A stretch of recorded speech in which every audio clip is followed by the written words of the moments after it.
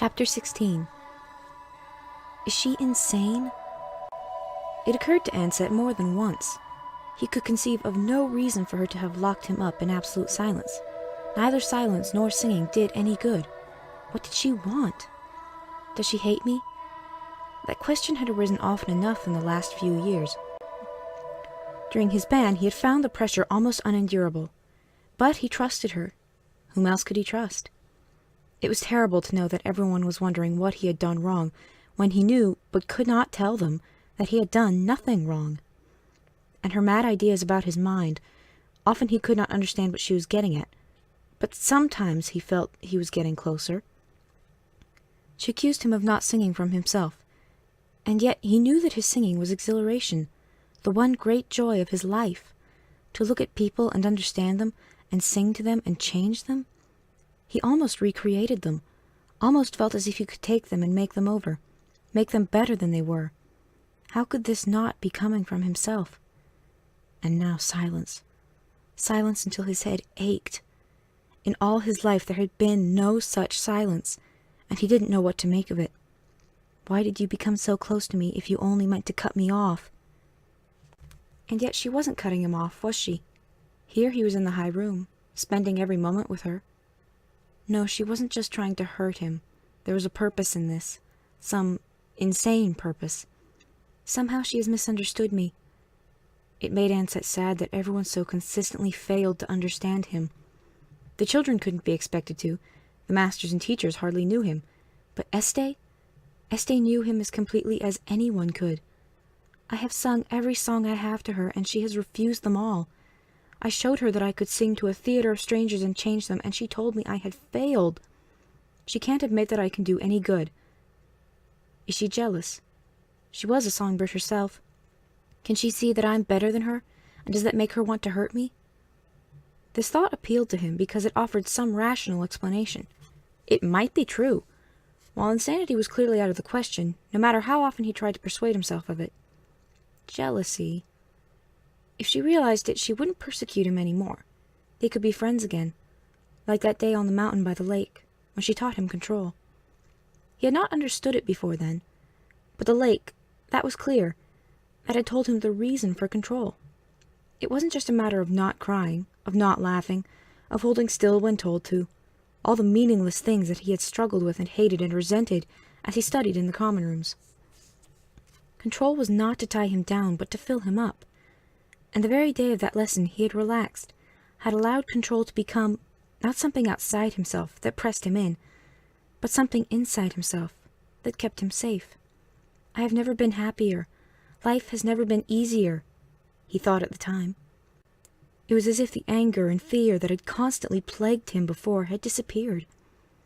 I became a lake, he thought, and only when I sing does anything come out. Even then the singing is easy. Comes lightly and naturally. Because of control, I can see sorrow and know its song. It doesn't make me afraid as it did before. It gives me music. Death is music, and pain and joy and everything that people feel. It is all music. I let it all in, and it fills me up, and only music comes out. What is she trying to do? She doesn't know. I have to help her. I've used my music to help strangers in step, to awaken sleeping souls in bog, but I have never used it to help Estee. She's troubled and doesn't know why, and thinks that it is my fault. I will show her what it is she really fears, and then perhaps she will understand me. When I sang before, I tried to calm her fear.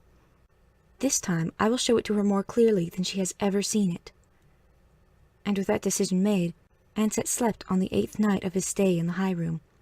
He gave no outward sign, of course, of what had passed through his mind. His body had been as rigid as when he sang, as when he slept. Chapter 17. Ansett did not sit on the periphery of the room, or exercise periodically as he had before. On the 8th day of the confinement he sat in the middle of the floor, directly before the desk, and looked at Estee as she worked. He is going to attack today, Estee immediately concluded, and braced herself inwardly. But she was not ready. There was no brace to cope with what Ansett did to her today. His singing was sweet, but not reassuring. Instead, the song kept forcing memories into her mind. He had found the melody of nostalgia. She struggled, outwardly placid, to keep working. But as she went over reports of lumbering operations in the White Forest, she no longer felt like Este, the aging songmaster of the high room. She felt like Este, Paul Wee's songbird, and instead of stone walls, she saw crystal out of the corners of her eyes.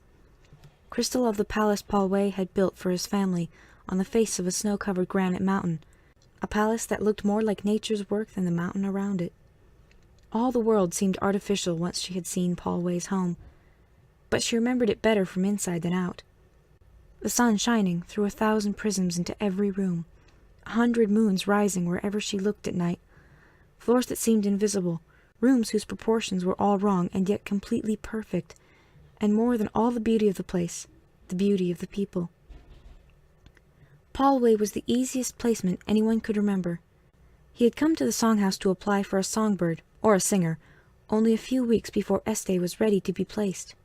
He had talked to Songmaster Blunay, and in the first minute she had said, "You may have a songbird." He had never asked the price, and when it came time to pay, he never minded that it was half his wealth. "All my wealth would have been worth it," he told her, when she left to return to the songhouse at the age of 15. Only good people had come, only kind people, and in Paul Wee's palace there was always love and joy to sing about. Love and joy, and Gref, Paul Wee's son. "I cannot remember this," said a place in Este's mind, and she tried to continue with her work. But now it was the high room that was at the periphery of her vision, and the reality was all crystal and light.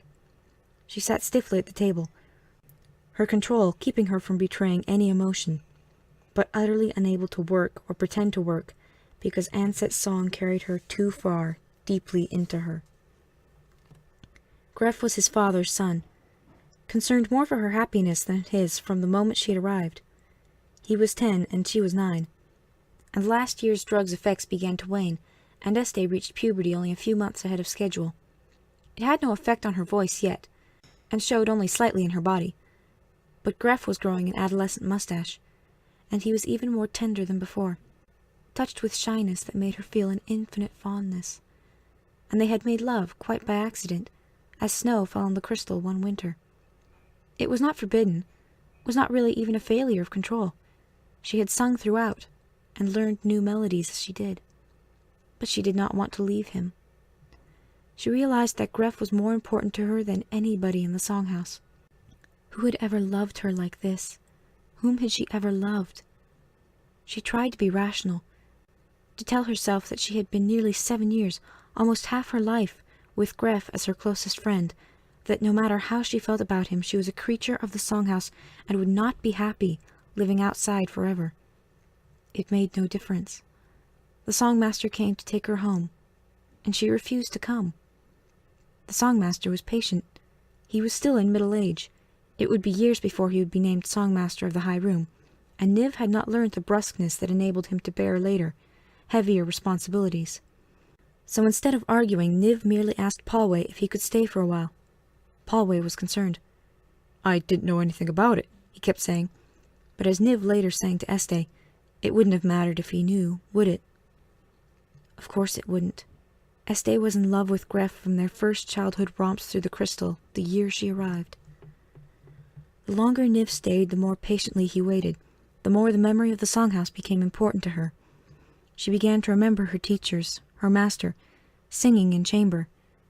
She began to spend more time with Niv. One day she sang a duet with him.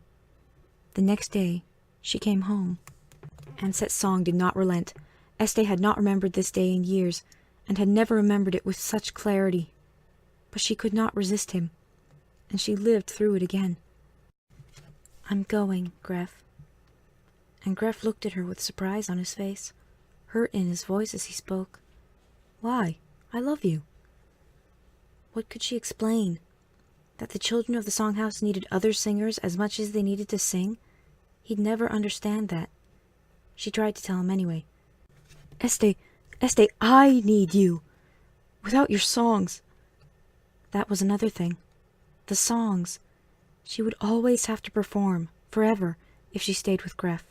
She could not refuse to sing, but already, after only 7 years, singing for people whose only songs were coarse approximations of what they thought and felt, or worse yet, lies, she was weary of it. "You don't have to sing if you don't want to," Gref cried, desperation in his voice, tears on his face. "Este, what has this Songmaster done to you? You were prepared to defy armies in order to stay with me, and suddenly today, you don't care about any of that? You're ready to leave me without a second thought?"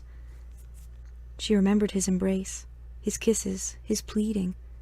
But even then her control had worked, and he finally backed away, hurt beyond describing, because her body had been cold to him. Patiently she explained the one reason he would understand.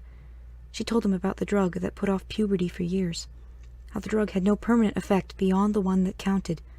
Singers and songbirds were sterile for life. "Why else do you think we bring children in from outside? It wouldn't do for children to be born in the songhouse. We'd be more concerned with being parents than with being singers. I can't marry you. There'd be no children." But he insisted, demanded. He didn't care about children, just cared about her. And she finally realized that love wasn't just giving. It was also, I don't want to remember this, but Anset's song did not give up. It was also possession, ownership, dependence, self-surrender. She turned and walked out of the room, went to Niv, told him she was going with him back to the songhouse. Graf stormed into the room, a bottle of pills in his hand, threatening to kill himself if she left. She had no answer for him, only wished that he had been able to take it with grace, only wished that people outside the songhouse could also learn control, for it smoothed pain as nothing else in life could. So she told him, "Gref, I'm going because Niv and I sang a duet last night. You can never sing with me, Gref, so I can't stay with you." She turned and left. Niv afterward told her that Gref swallowed the poison. Of course he was saved. In a house full of servants, suicide is difficult to accomplish, and Gref had no real intention of dying, just of forcing Este to stay with him. It had taken all of Este's control, however, not to turn back, not to change her mind at the entrance of the starship and plead for a chance to stay with Gref. Control had saved her, and Anset's song insisted, "Leave me in control. Do not break my control." It was night. She sat by the table, the electric light on overhead. Anset was asleep in his corner of the room. She did not know how long ago he had gone to sleep, how long ago his song had ended, or how long she had sat stiffly by the table. Her arms hurt, her back ached. The tears that her control had barely contained pressed behind her eyes, and she knew that the victory today had been Anset's. There was no way he could know what parts of her past were most painful, but his singing could evoke those memories anyway. And she dreaded the morning and the songs Anset would sing. But she lay down anyway, slept instantly, dreamed nothing, and the night passed in a moment.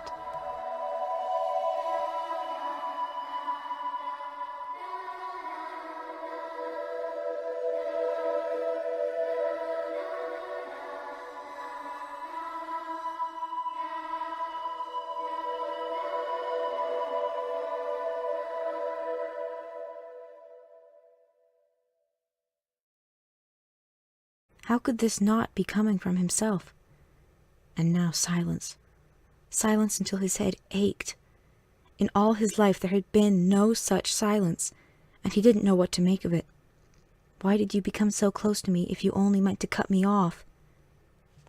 And yet she wasn't cutting him off, was she?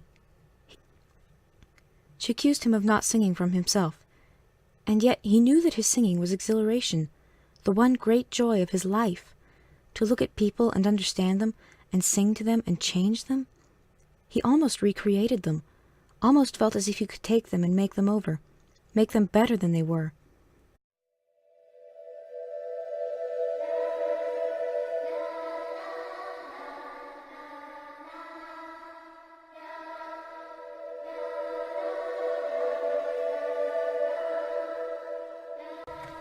Chapter 16. Is she insane? Endurable. But he trusted her. Whom else could he trust? It was terrible to know that everyone was wondering what he had done wrong, when he knew, but could not tell them, that he had done nothing wrong. and her mad ideas about his mind. Often he could not understand what she was getting at, but sometimes he felt he was getting closer. It occurred to Ansett more than once. He could conceive of no reason for her to have locked him up in absolute silence. Neither silence nor singing did any good. What did she want? Does she hate me? That question had arisen often enough in the last few years. During his ban, he had found the pressure almost